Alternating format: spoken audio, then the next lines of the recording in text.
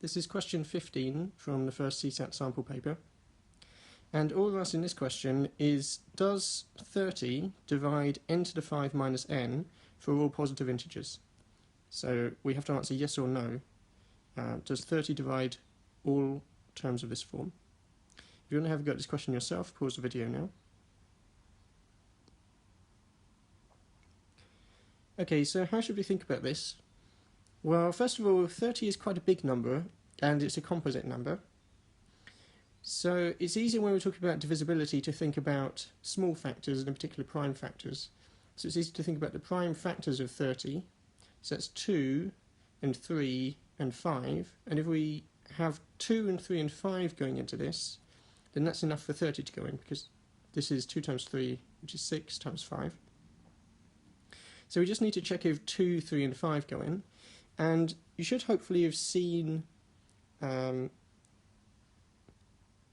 some expressions like this that 2 and 3 go into, which I'll rely on a little bit.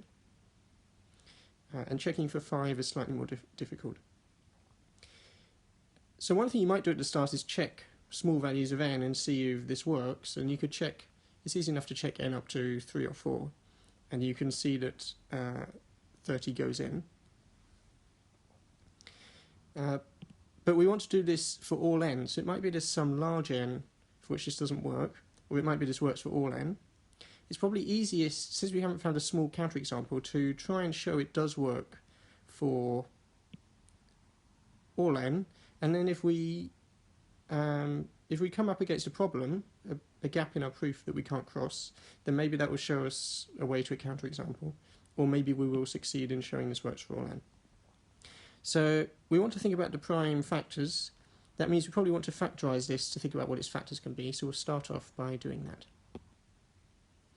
Okay, so first it's obvious we can take n out, and then we get n to the 4 minus 1, so that's just n squared minus 1, n squared plus 1, by a difference of 2 squares.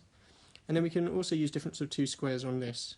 So we get n times n minus 1 times n plus 1 times n squared plus 1, and we can't factorise this in general. So this is where we stop. And now let's think about those prime factors we're looking for. We're looking for 2, 3 and 5 to go in. And you should have seen that 2 is always a factor of an expression like this, n times n minus 1. And that's because this is 2 consecutive integers, and therefore one of them has to be even. And one has to be odd, so 2 goes into one of them, so it goes into the product. We could also have used n times n plus 1 for that. So that means 2 goes in. And actually, if we look, we've got n minus 1 times n plus 1. That's 3 consecutive integers, so 1 has to be a multiple of 3. So actually we get 2 going into this, and we get 3 going into this, and that means that 6 goes into this product as well, because both 2 and 3 go in. So we've got 6 going in. We just need to check if 5 goes into this whole expression. So if 5 goes into one of these terms, we're fine. If we had 5 consecutive integers, then we'd know that 1 was a multiple of 5. But because we only have 3, it could be that none of these is a multiple of 5. In which case, either, since this is 3 consecutive integers, either the one just before or the one after is a multiple of 5. Because if we wrote out n minus 2, n minus 1, n plus 1, n plus 2, that would be 5 in a row, so one of them would have to be a multiple of 5. So if these middle 3 aren't, then either n minus 2 or n plus 1 has to be. So we're checking if 5 goes into this expression, and we know if 5 doesn't go into this first bit, into these 3 consecutive terms, then it either goes into n minus 2 or n plus 2.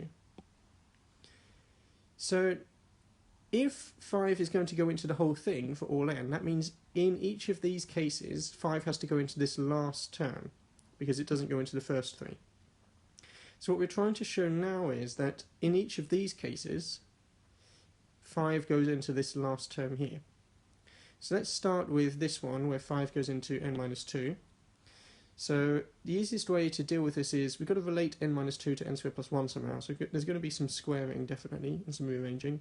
So it's easiest now, rather than just talking about divisibility, to say n minus 2 is 5 times some number k, because then when we start manipulating this we can just manipulate this and see where the factors of 5 come from. So we're going to have to get n squared, so let's just take this and square it. So we get n squared minus 4n plus 4. And then we want to relate that to this, so let's try and express n squared plus 1 in terms of this. Well, to get from this to n squared plus 1, we need to add 4n, and we need to take away 3 to get rid of the n term and change the number term to 1.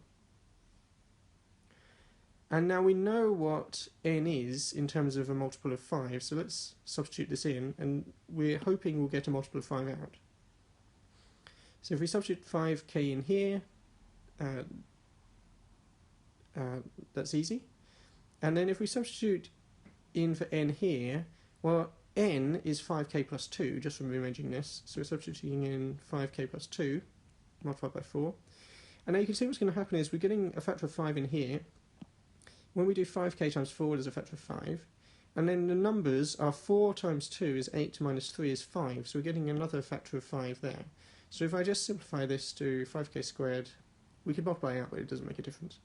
Plus 20k plus 5, we can see that 5 is a factor of that. So 5 is a factor of n squared plus 1. So this is in the case n minus 2 is a multiple of 5. But now we need to check and do the same thing for n plus 2. You can imagine it's going to work similarly, but we do have to check. So let's start off doing the same thing as before. Now we say n plus 2 is equal to 5k. We could use a different letter k, but it's not going to be important. And then we again square this because we want to compare to n squared plus 1. So if we square this, we get n squared plus 4n plus 4. And what is n squared plus 1 in terms of this? We're going to need to take away 4n and then take away 3. So we get n plus 2 all squared minus 4n minus 3. And again we substitute in for here for n plus 2, so that's just 5k, and here for n, which is going to be 5k minus 2. So we substitute in those values, and then it looks like this is going to work because these two terms have 5 in already, and then for the number term we're getting minus 4 times minus 2 is 8, minus 3 is 5. So it simplifies to just like above, but with a minus here. 5k squared minus 20k plus 5, and then we can see that 5 goes into that. So we ought to just finish off our argument here. We've shown that if 5 doesn't go into one of the first 3 brackets, it goes into n squared plus 1, and therefore 5 always goes into n to the 5 minus n. And before we showed that 6 always goes in, so that means that 30 always goes in. So 30 is always a factor of n to the 5 minus n. For any positive integer n. I will quickly mention you can also do this by induction. So if you attempt to prove this by induction, you might be wary of that because that's a lot of work if it turns out that the statement is false. But since it's true, you can prove it. So if you want to do it by induction, in the base case you can just take n equals 1. This is 0, so 30 is a factor of 0. That's fine. And then the induction step, you'll have to expand, say, k plus 1 to the 5 minus k plus 1, and then show that if 5 is a factor of k to the 5 minus k, then it goes into k plus 1 to the 5 minus k plus 1. I think the easiest way to do that is when you multiply out k plus 1 to the 5 minus k, so when you use the binomial expansion, you'll have a k to the 5 minus k in there. So you just separate that out, and everything else, so you're assuming already that has a factor of 5, and then everything else already has a factor of 5, so you can show it has a factor of 5 that way. In any case, the correct answer is that 30 does always divide this, and we've given a proof, so that's the end of this question.